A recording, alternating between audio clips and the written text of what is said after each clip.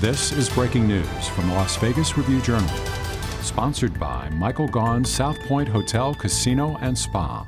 Good morning and thank you for joining us. I'm Renee Summerhour with an update in the court case of former Raiders wide receiver Henry Ruggs.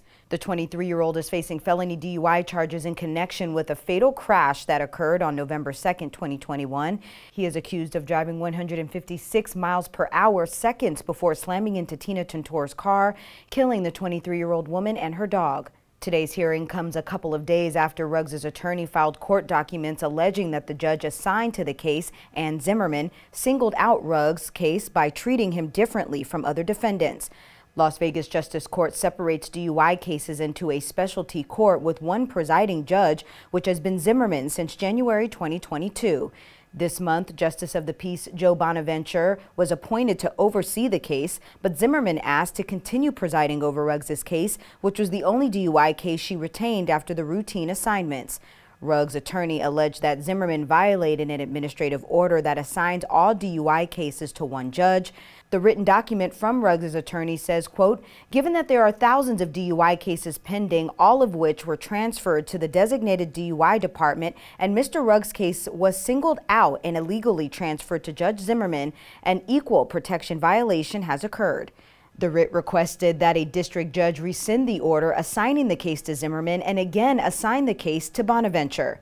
Zimmerman did not respond to a request for comment, but in an email exchange with Bonaventure, she said, quote, it is not uncommon or extraordinary for a judge to retain a case to finish hearing it. With this update, we now go to the hearing inside the courtroom with District Judge Jennifer Schwartz. Mr. Schoenfeld is present with me along with our client, Mr. Ruggs. Good morning, sir. Good morning. With the court's permission, I have a few preliminary comments and then... Let's let everyone make their appearances as well. Yes, good morning, Your Honor. Kimberly Buchanan on behalf of respondents. Good morning, Craig. Your Honor, can we get identification as to who Ms. Buchanan represents? Sure. Sure. I represent the respondents. I'm from the District Attorney's Office, Civil Division. So not the real party in interest? So not the Justice Court then? Yes, the Justice Court as well as Judge Zimmerman. Correct. So before we even get started, we have a complete objection to that. Okay. It's a conflict. I'm confused.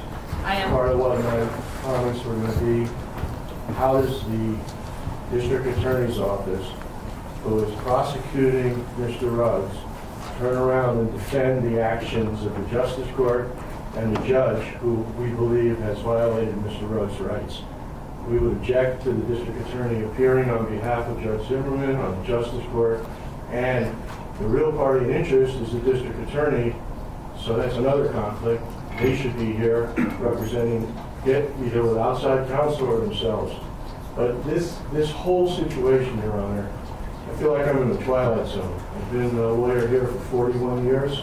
I have never seen a situation where after a transfer, a valid transfer done by the court, one judge, without notice to Mr. Ruggs, to Mr. Schoenfeld, to myself, goes to the judge that got assigned the case as part of the specialty court system, which I have a quarrel with to begin with, and without any kind of a hearing, any kind of an opportunity to be heard, asks that judge to give the case back, and then she orders the case returned to her. It's outrageous. It's one of the, I'm like, we've been like deer in the headlights, Your Honor. Mr. Ruggs has dutifully been defending himself in a very difficult case. This is a critical stage of a criminal proceeding, and a judge walks down the hall and goes and sees another judge and says, this is what I want to do, when she kept only 2 cases, one having nothing to do with DUI, I don't know what that is, and 2 out of the thousands of DUI cases, she chooses Mr. Ruggs' case as the case she wants to keep, even though right now there's nothing substantive other than the preliminary hearing going to occur. If people have distrust of the criminal justice system, especially in communities impacted by the criminal justice system, minority communities have mistrust, it's just because of this kind of thing. And as I said to Your Honor, I've been doing this 41 years. I am so offended as a member of the Bar of Nevada that nobody had the decency to even tell us. We found out by happenstance. We didn't get an order, nothing. Now, I'm going to tell you this, Your Honor. I have objected to the specialty court concept for a long time, whether it's the DV or the DUI. 15 JPs are elected. The people of Clark County anticipate that those JPs are going to hear the myriad of cases that a JP hears. Instead, the decision was made, we're going to have one judge decide DUIs, another judge decide DV cases. And then defendants throughout Clark County are basically stuck with a particular judge for the entire time that that person is a specialty judge. Forgetting the fact that you're supposed to have a variety of judges, so you can have a variety of reasoning and a variety of the application of the law, everybody winds up in a situation where a judge is repeatedly acting the same way, because obviously they're not going to change their mind in the middle of, in the middle of the street. And so what happens? You got the judge. So, as lawyers, we explained this to Mr. Ruggs, how we were in the specialty court. We went through it. And we told him at a period of time that will end. And that was January 2nd. And we told him we'll have a new judge. And we explained it to him. Now we have to turn around and tell Mr. Ruggs, oh, by the way, you're the only person in the history that I know of that winds up with the same judge, even though we've told you you're going to have a new judge. And what does that do? It actually potentially makes a client question whether you know what you're talking about.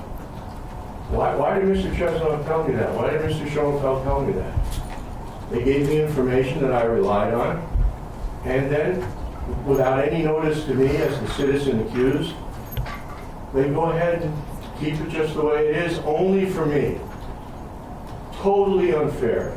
And I will tell you, Your Honor, the part that bothers me the most now, how is the district attorney here on behalf of the court that they are prosecuting him and trying, it's beyond, it's like Alice in Wonderland, Your Honor.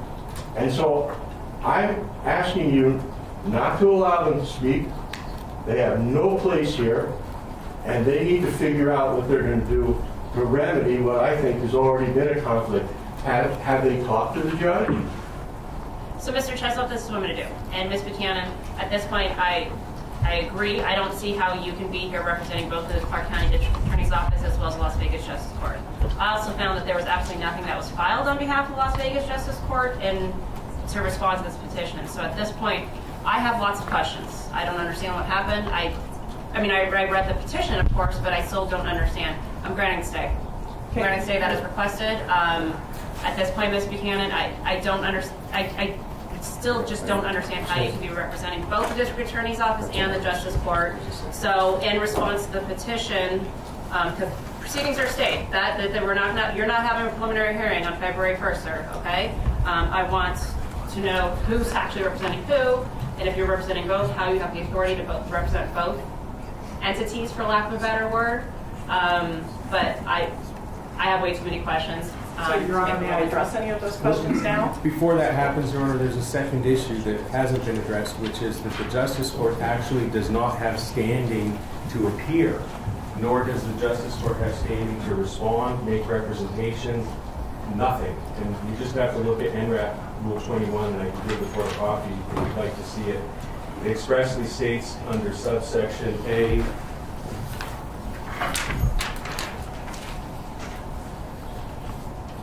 subsection B4, it says, in extraordinary circumstances, the court may invite the trial court judge to address the petition. Otherwise, they're not allowed to be heard. So Your Honor would have had to say, this is such a complicated issue, and the four corners of the procedural history are so unclear to me that I need to hear from the Justice Court. Extraordinary circumstances. If I equate it to, for example, in an appeal, the judge who issued an order that is being appealed from getting to explain why they issued an order. That doesn't happen. It has to be exceptional, extraordinary circumstances for the Justice Court to even be heard. The only party that is to be heard here is the real party of interest, the state of Nevada, and apparently they've chosen not to be heard. So, Mr. Schoenfeld, what I'm going to say is this. I don't think that I don't see how the Clark County District Attorney's Office had any hands in whether Mr. Ruggs' case was to be continued to be heard by Judge Zimmerman or Judge Bonaventure, or if Judge Cruz, who is the chief judge of the Justice Court, if she had anything to do with it. So I actually want to hear from Justice Court. I think that Justice Court, in one way or another, had some kind of, they were the only ones that had a hand in determining where Mr. Ruggs' case is going to be heard for purposes of preliminary hearing. So I actually do want to hear from Justice Court on that issue.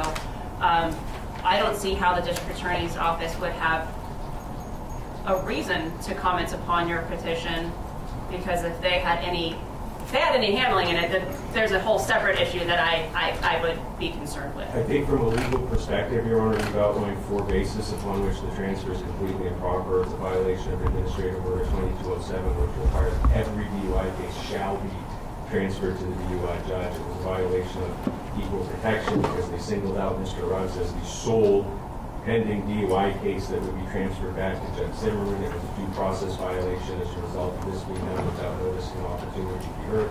And it's a violation of the judicial canons, which require that, assuming but not conceding, the conversation between Judge Zimmerman and Judge Bonaventure was one of an administrative nature. You have to immediately notify the parties and give them an opportunity to respond. So the state of Nevada's position here would be, if they disagree with that legal analysis and the 4 grounds upon which we've outlined that this transfer was illegal, they could defend it in terms of the law, just like any other order in a case. If a judge were to grant a motion to suppress, the state has the right to appeal.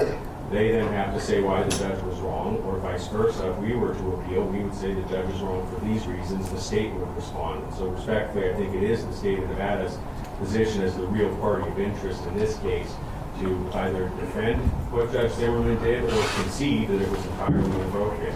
The only thing I would add is we are in agreement with you that there's nothing to suggest that the District Attorney's Office participated in this, but they have an institutional obligation to actually take the same position on this that we are taking, because otherwise they are undermining the entire structure of this specialty court and their involvement in it.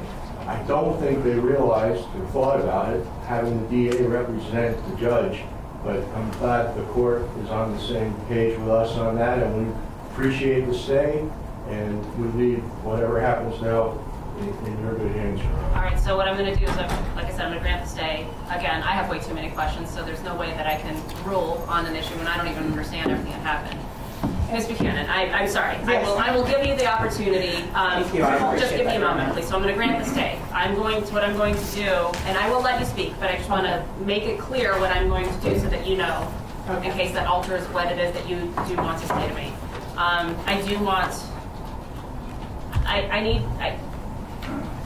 They're right, so I do need the District Attorney's Office and the law, and I am requesting, I say that there's extraordinary circumstances, and I want the Las Vegas Justice Court to respond to this petition and explain exactly what happened, why, how, all that kind of stuff.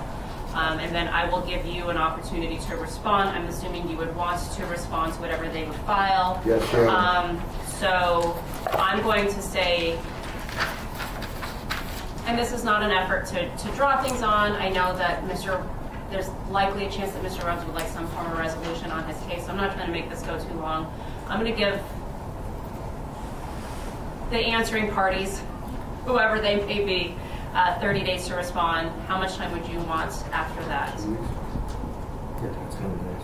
All right, so 2 2 weeks, weeks. please, yeah. And then I'm going to set this continued hearing for 2 weeks after that. So do we want to give those dates first?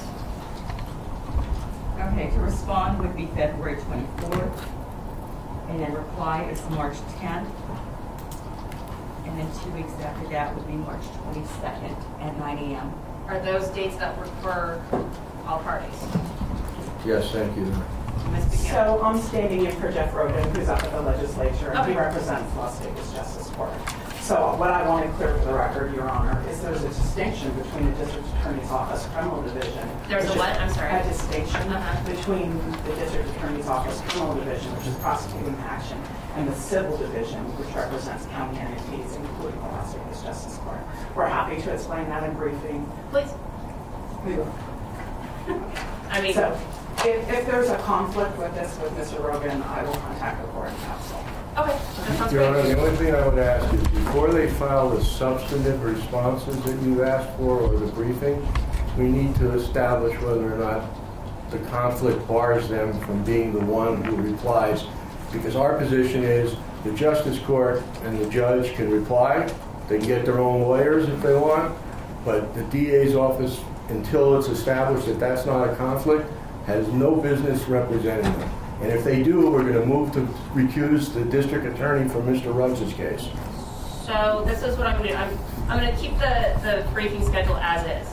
Now, if after they, when I say they, whoever they are, file their responses to this, if you think that your first response, I guess if they answer it, and your first response is, hey, we should strike this, they don't have standing, then we may have to readdress the briefing schedule and address that, but let's see what happens. Okay, thank you. All right? So as you heard, District Judge Jennifer Swartz had rescheduled Ruggs' preliminary hearing, which was supposed to take place February 1st, now to April.